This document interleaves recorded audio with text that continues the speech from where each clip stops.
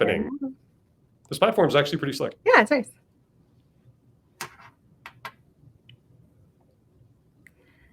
Hello, everyone. Yeah, you're still connecting, I think. Oh, okay.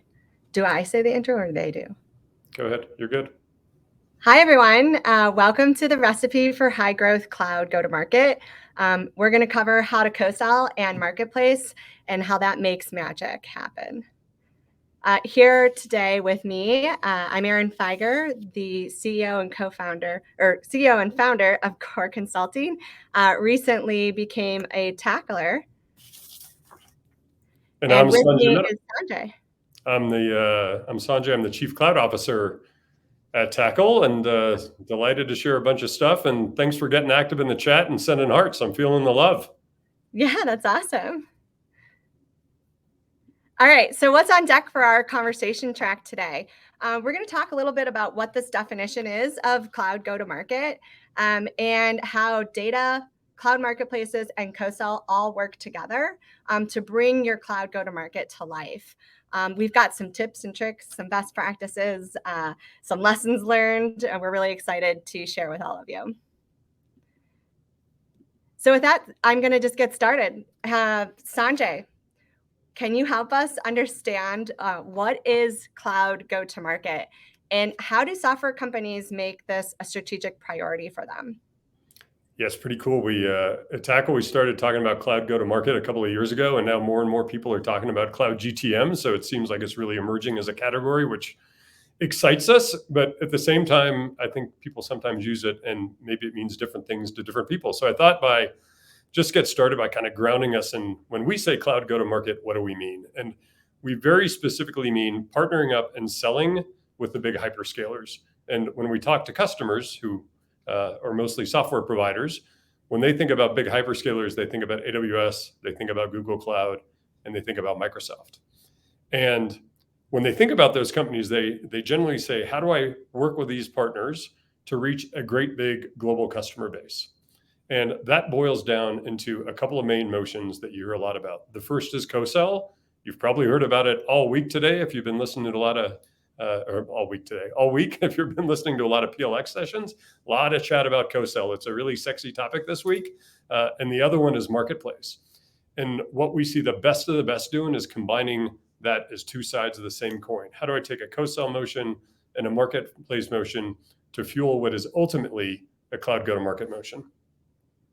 Got it. Yeah. I mean, I think it's, you have your cloud go-to-market strategy, which is inside your organization's overall go-to-market strategy. And when you decide that you're going to partner with the hyperscalers like Microsoft, Google, and AWS, you really need to have a very specific cloud go-to-market strategy for each of them that speaks specifically to partnering with them. Yeah, absolutely. And nothing's sexy without a flywheel. So we got a flywheel. And the mistake we see so many folks make, and a lot of you are probably on the call today in an alliances persona. You're the VP of BD, you're the VP of partnerships, the VP of ecosystem. And you don't necessarily own all the keys to the kingdom in your own organization. And so much of cloud go-to-market success, like 50% of the success lives within your own virtual walls. So the first step in building this flywheel is getting your strategy right. So sit down with the C-suite and figure out, like, I used to do direct sales, I did channel sales, now I'm going to do cloud go-to-market. What does that mean to our own organization, and are we committed to it? And there's simple things to look for. Is the C-suite all bought in? Are you platforming on a cloud, and does that cloud provider see you as a partner? Like, are you in the right programs and things like that? And then are you committed to the journey? And it takes a year or two to get this right. And if you can't see a path to 5% of revenue in the first year and 20% of revenue in the second year, I'd say have more internal discussions before you hit the big green button to get going and make sure you're locked on strategy. Yeah, I mean, when we work with partners on building their co-sell strategies, I mean, the first question I ask them is like, well, what are you trying to do with that cloud partner? And how do you see them helping you achieve your organizational goals and objectives? And if you haven't aligned your partnership to how they can help you achieve your goals and objectives, then you're just kind of like off here doing this thing on the side that could be considered noise inside your organization versus like everybody rowing together to a common goal. Yeah. Side hustles work out sometimes, but not all, all the time. Probably should minimize side hustles. The next thing we see is power it with data. Like when I think about cloud go-to-market and chat with CROs and heads of alliances and sometimes even CFOs or CEOs or founders, the thing that's forgotten is this is a lot of behavior change, and behavior change is really, really hard. So sometimes startups are like, oh, I'm born in the cloud, I'm born digital, this will be easy. Or if you're a 20-year-old company and you're trying to transition from all these motions you've done from decades, it's hard. And I always remind folks, like, the people in your organization are probably not brand new, right? They've done things in the same way for 5 years, 10 years, 20 years, and change is going to be really, really hard. So if you're going to shift to cloud go-to-market, if you can actually power that shift with data, like look at your customers, look at your segments from small business to enterprise, who's buying through cloud. If you're in vertical markets, which industries are more cloud forward than others? If you're global, like what regions on the planet are more cloud forward than others? And use that data, the really, really powerful data, to help really smooth the path. So your salespeople, not just your organization, but your actual sales, quota carrying salespeople, can start to see a path to revenue through cloud go-to-market. Yeah, it really does. Like, data tells a story. Who needs to hear it, and what is that story? And when you're getting started in your journey, really like going slow to go fast is like, let's take a minute and figure out where we should spend our time, and how we want to spend that time. And data is really going to help you figure that out, at least to get started. So you can like start down this path and then like, let's learn and pivot quickly in our experiences. Absolutely. The next piece is connecting through co-sell, and we'll talk a lot about this today.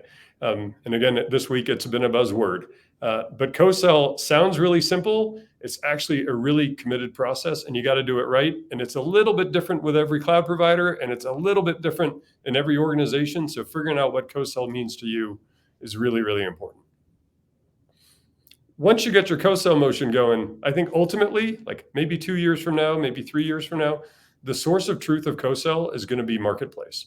The cloud providers are putting a lot of things in place. They're starting to combine organizations. They're intertwining metrics and comp plans around bringing co-sell and marketplace together. So when you think about, I want to build cloud go-to-market, I want to co-sell with the cloud providers, if you don't have marketplace as a part of that strategy, you're going to end up short. And then the final piece is plan for success. So many folks get the journey started, but they don't look down the road and think about, when I'm doing $5 million, when I'm doing $20 million, when I'm doing $100 million in cloud go-to-market, when it's 20% of my revenue, what does my organization need to look like? And it looks a lot different than the beginning. I joke that in the beginning, it's kind of like you and a frog in your pocket, right? But ultimately, it's got to be an organizational powerhouse. So you got to plan for success. Yeah, definitely. I'd like to go back to the first point you made, which is around the data. Let's talk about the power of this data. Yeah, so I'll ground it in a couple of different ways. The first is, you hear a lot of talk about this stuff, and for the last 3 years, Tackle's run a cloud go-to-market, a state of cloud marketplace survey. And if you haven't seen it yet, go Google it. Tackle State of Cloud Marketplace Survey. And this year we found that 38% of sellers really don't have a lot of confidence that they know which buyers are going to buy through the cloud and not through the cloud. And it really hits back on data. How do you know this, right? How do you help your sellers look at their pipeline and figure out who's most likely to buy through the cloud?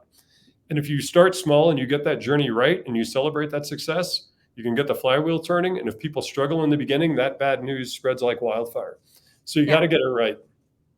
Yeah, I loved like when we were talking about this, because I mean, we live in the co-sell data, you live in the marketplace data. All of this data really helps us make better decisions. I loved your Vivino example. Like, this is where we're going, right? With the Tackle and Core and the power of all the data that we're harnessing. Yeah, sometimes you got to take it back to real life. So I think, like a lot of folks during the pandemic, your wine intake probably increased from, a bottle every 3 days to a bottle a night and then 2 bottles a night. And you weren't expensing anything and life got really hard. But when you go in your house, you might go to your wine fridge, maybe you have a cellar, maybe you just got a cardboard box full of wine. And over time, you accumulate things that you didn't buy. Your friends stop by, they bring you a bottle, you have a dinner party, you get a couple of bottles. So you pop in, and I use Vivino. I take a picture of the bottle to go, is this going to taste good with what I'm eating? Am I going to open up an $80 bottle of wine by accident that I thought was $20? Yeah. How did other people rate it? And you just take a picture of the wine bottle. I mean, But I shouldn't write like on chicken scratch, like back of the napkin on the side of the bottle, like this bottle's worth this much money, and maybe I should eat it with this. I shouldn't write that on the label. you There's could, but actually technology. when you serve it with friends, it might be frowned upon. So yeah, I'd use the app. There's an app for that. But if you take that same analogy and then you go to a restaurant, so now you're back in the real world, you're at a big conference in tech, you got 20 people around a dinner table, and somehow you're the guy or gal who ends up with a wine list. And it's like, all right, now I've got all these buyers and I don't know their patterns and I don't have data on their preferences. What am I going to do? So Vivino actually thought about that, and they built in a capability that not only can you scan a wine bottle, you can actually take a picture of the entirety of a page of the wine list, and it starts to produce scores. And those scores go from 1 to 5. I've never really seen anything less than about a 3.5. So most bottles get a decent review. They'll actually tell you, is it, top 1% of the world, top 1% in Napa Valley. But you can start to see scores of the wine list and say, all right, this is a 4.3. It's $90. It seems like a price performance leader, probably something everybody at the table will enjoy. So you start to figure out like the propensity to have high desire for that wine amongst a bigger group based on a really big sample size. So I think it's a really cool way to look at the power of data, like in a bespoke way on a wine bottle versus a big wine list, trying to find something that's common across your big pool of buyers in that case. Yeah, and I love like that we're going to try and do something kind of like this to help. Where should we connect our people together, and using the power of this data that we have from our experiences to help us with our next experience so that we can connect and have the right conversation. We can connect with the right, cloud providers around the right customers at the right time. So pretty exciting. Yeah. And shout out to the good folks at Vivino for building an app I use as much as Google Maps. And it's led to the inspiration. Absolutely.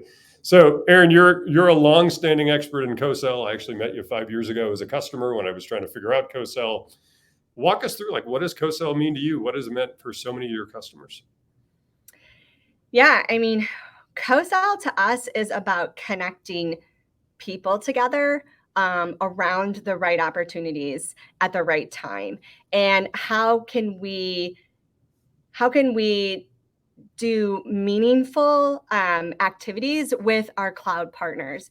And then once you start connecting people, you then bring in the other elements around co-sell, which is I did this effort to co-build, and now I can start even putting more fuel on the fire around co-marketing, not just co-selling seller to seller, but co-marketing, driving demand gen to the marketplace, and co-selling through the marketplace. So we see co-sell as a lot of activities coming together, but it starts at the core of what co-sell is, which is connecting people together so that they can go tell that message, so that they can go sell together and come together as one partner in front of the customer and really helping that customer have the best experience possible.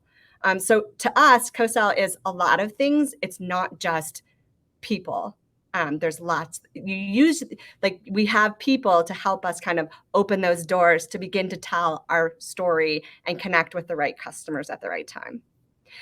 We wanted to kind of bring to life some of that journey with the cloud partners. So in our cloud platform that we have, we enable at a really high level for our partners to be able to see how's co-sell going across my hyperscalers. Like, how many deals have I shared and who have I shared them with? And of those deals that I've shared, like how many came from the cloud provider versus how many we've kind of shared with them. So the screenshot you see here is just like one example of how we're trying to help our partners get their arms around co-sell, the co-sell activity, so that they can see where they have value, where they have engagement, and where they can double down on their activities. I was reading the chat as we're going. If we're not teaching anybody about cloud go-to-market, at least a few folks downloaded Vivino. So we've accomplished something today. Sweet. Win. We've supported people's wine habits. Exactly. So you made co-sell sound a bit technology, a bit human, a lot going on. like, how do you boil that down into something somebody could actually implement, right? How do you? Yeah. This Yeah. is Like there's part of it is art and part of it is science. And our science part of it is like, you've got to build a COSA operating model. And if you build this model, it will scale with you as you scale.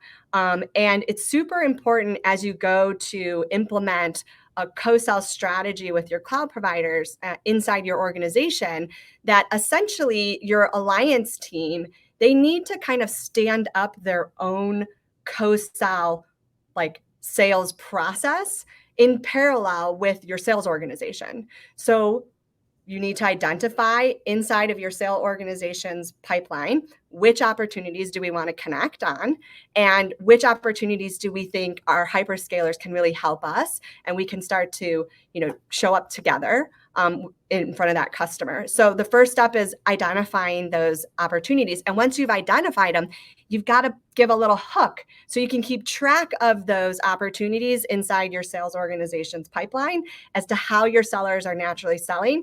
And you can come in and help like accelerate or augment and bring more data, bring more support to that seller and how they're selling to the customer.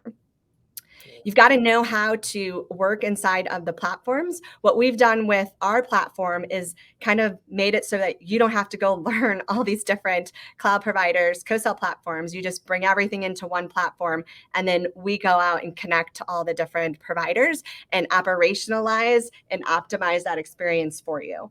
But you've got to figure out how to optimize getting those deals shared, managing your pipeline in the cloud providers, co-sell platforms.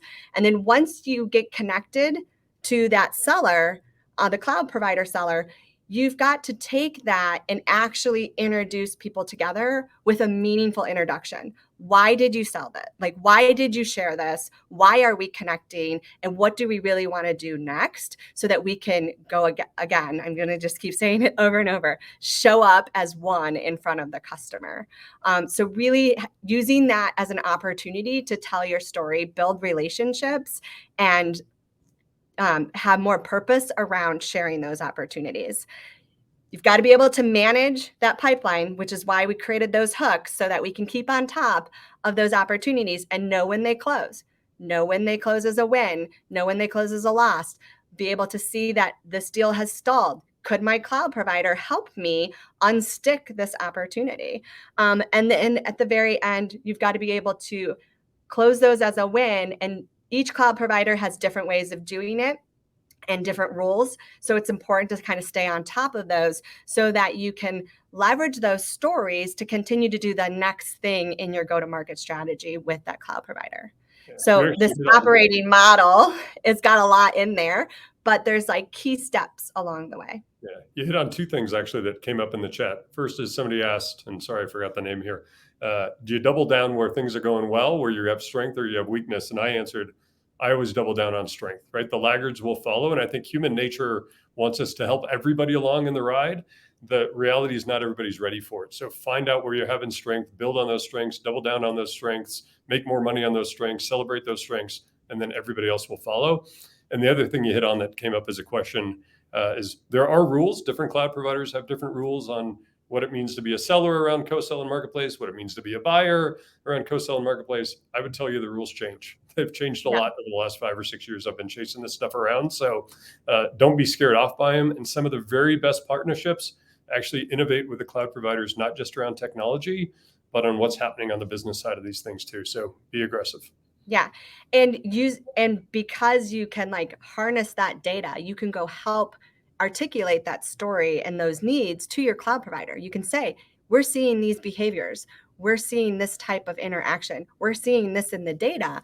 And that helps the cloud providers even improve because now you're data driven by making those those conversations are data driven, and now you can make more intelligent decisions on like, oh, how do we improve this program, or oh yeah, we thought that was going to go that way and it's not, right? And so having visibility into that journey and that experience so that you can continue to evolve it and make it better.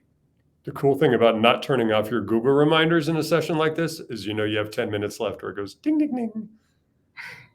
Oh, so 10 minutes left. We've got to go right into like what's driving the adoption of the cloud marketplace, Sanjay. Yeah. So if you go back to the State of Cloud Marketplace report, what's at the very heart of marketplaces are the cloud providers are putting incentives in place for buyers and sellers to change behavior and to go from traditional selling to digital selling. And in this year's report, we found that more than 50% of enterprise buyers that responded have committed cloud spend agreements with at least one cloud provider. The biggest of the big enterprises are committing to multiple clouds with lots and lots of spend. The next thing that's happening is those cloud providers over the last few years that said, hey, we want to control the software supply chain. We want more and more software companies building on our cloud and spinning compute and storage and AI and everything else, all these other services on our cloud. So they opened up the window for buyers to draw down on those commitments against marketplace purchases. And big buyers are making big commitments for big discounts. Like that is fundamentally the reason you make a big commitment over 3 years is like, I'm going to bet here that I'll spend a lot of money, and because of that, I'll get whatever percentage off. Now that marketplace purchases can apply, and again, your mileage may vary depending on who you are and where you platform and your cloud provider programs, but there is some benefit to buyers and they can draw down. So maybe the next time they make that commitment, it's not $100 million. Maybe it's $150 million because they know they're moving more and more of their software fleet through marketplace transacting. So that helps. But it doesn't stop there. The other really cool thing that's happening that we see and hear from our customers time and time again is their deals are moving faster and they're bigger, and you're not getting stuck in procurement cycles at the end of the day. So things that are going there, vendor onboarding in a traditional world can take weeks, maybe months. In the cloud go-to-marketplace world can maybe take hours or minutes or just kind of disappears. Legal cycles around, hey, let's redline this and pass it back and forth for a big long time. Let's track down which 10 people need to sign something at the end of the day. Like those things are kind of gone in a marketplace world where sometimes contracts are standardized between buyers and sellers. So lots of great things that are happening. Budgets are there. You can tap into bigger deals. Yeah. Well, I want to get to the next talk track that we have with 5 minutes left. I think this is really at the heart of this conversation, which is, how do we help ISVs prepare to be effective and scalable in their cloud go-to-market strategies? And we kind of wanted to talk about some of the myths and some of the realities in our experiences with going to market with the cloud providers. Yeah, the first and most common myth is if you build it, they will come. The old Kevin Costner Field of Dreams movie. The cloud providers put a lot of effort into making this successful for their ISV partners. The reality is it's still work, right? If you want to grow your business, you want to hockey stick that revenue curve because you're a startup with IPO dreams, like it's work. So don't just assume because you start a co-sell program, you'll list something in the marketplace, your work's done. Yeah, I mean, I ask partners all the time when I start to engage with them, I say, what is your organizational strategy, or what are your organizational goals and objectives, and how are you thinking about your cloud partner, and how does that cloud partner help you achieve your goals and objectives? And if you don't have that aligned, then what you're doing over here is just noise and can be friction inside your organization versus everybody rowing together. Yeah, the next one that, since we're short on time here, that I'll bump to maybe is that marketplace is the end of the channel. I think if you roll back 5 or 6 years ago, the traditional VAR was afraid that marketplace was going to take their space. But what's developed is a huge appreciation that channel partners that are really transforming their business, helping customers with digital transformation, still have a seat at the table. Customers still want advice. Like they want to be prescriptive in their solutions. They want to know what works. They want to bundle together multiple products. They want to bundle together products and services. Customers need to be served in specific markets like federal government. So if you're a channel partner listening in today, like marketplaces are a chance to thrive. Co-sell is a place to thrive. Don't be afraid of it. Dig in. Yeah. And then be consistent with your commitment. I always tell my partners that I'm working with, like, this is kind of, if you follow Simon Sinek and the infinite game, like co-sell and marketplace, your cloud go-to-market, strategy is an infinite game. There's no winner in it at the end of it. This is just an ongoing evolution. We're going to constantly learn and get better at it. You're either going to opt in or opt out. And if you opt in, be ready to be strategic, intentional, have consistent commitment around it, and really own your story and understand how the cloud provider sellers get compensated and how you can really get on their radar and really light up that impact story. So I just really quickly around, the metrics that matter, we always talk about, getting on their radar and understanding like how those sellers get paid and how you will influence that. So, really understand each cloud provider so that you can then articulate your story to that cloud provider. Because as Alliance folks, our customer is the cloud provider sales organization. Yes, the end customer is our customer, but we're going to spend most of our time talking to the actual cloud provider sales organization, and that's our customer. So you need to understand their motivations, how to tweak your value proposition specific for them. Yep, and absolutely. Own your story. You got a big shout out in the chat for owning your story. So Kate thankfully jumped in with owning your story and what it means, but happy to follow up after this too on what that means. Yes. All right, let's keep rolling. So how do you get started? Practical tips to do something different next Monday than you did last Monday. Again, first one, start with the data. Help people along. Help your sellers sell. Celebrate those wins. Don't just spray and pray. Don't spray and pray. Specific. Yep. And remember, it's going to be you doing a lot of it in the beginning until it starts to get a little momentum.